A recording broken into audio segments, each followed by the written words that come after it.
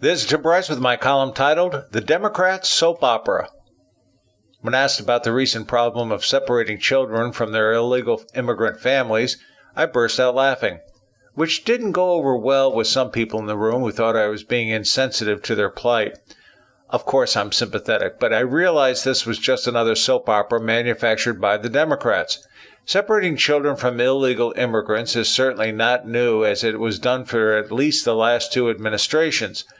President Trump certainly didn't invent the law, he just enforced it. Democratic strategists are perfectly cognizant of this, but they desperately want to convince the American public the president is evil. As such, they have turned this into a huge photo op to try and demonstrate their compassion and the president's lack thereof. We are now just 5 short months away from the midterm elections, and with each day it becomes painfully obvious the Democrats have no proposals for solving any problems. So instead of working through the legislative process, they attack the president. Their mission is simple: keep the heat on President Trump, thereby defacing him and anyone associated with him, particularly Republican candidates. The theatrics of the left is rather entertaining, as they can now produce crocodile tears on demand, quote Jesus to justify their position, someone they abandoned years ago, and claim outrage over the slightest disagreement. Their histrionics of pseudo-sympathy is all rather amusing, but not the slightest bit credible. They may impress the mainstream media, but the American public is not swallowing it. In a recent Gallup poll, Americans who are satisfied with the direction of the country has reached a 12-year high, going back to September 2005.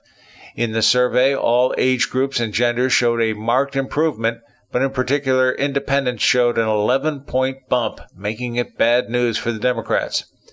Since the Democrats have no policy or program to offer American voters other than increased taxation and larger government, they practice attack politics, where character assassination is commonplace and identity politics is used to ridicule their opposition.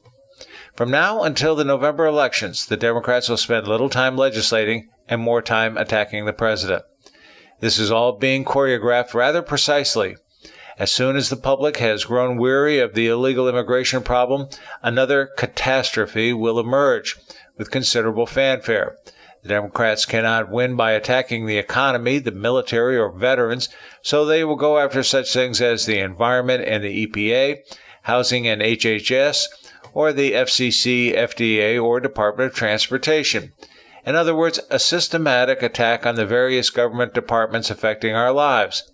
The brouhaha du jour is all designed to generate hate against the Republicans. Again, the people are seeing through this, as evidenced by the recent Gallup poll.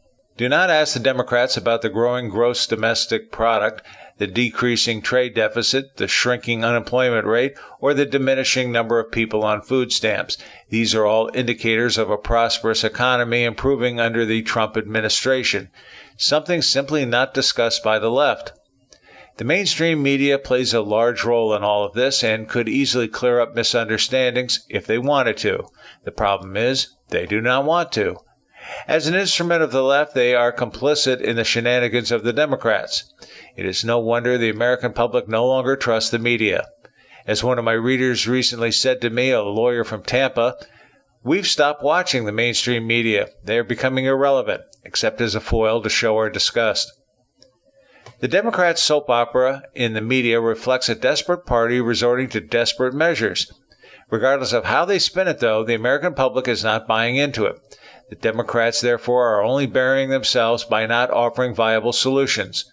Although the media would have us believe a blue tide is rising, the truth is the Democrats are facing a brutal disaster in November, one which will reshape their party for years to come. Friends, keep the faith. This is Tim Bryce in Palm Harbor, Florida. Follow me on the internet at timbryce.com.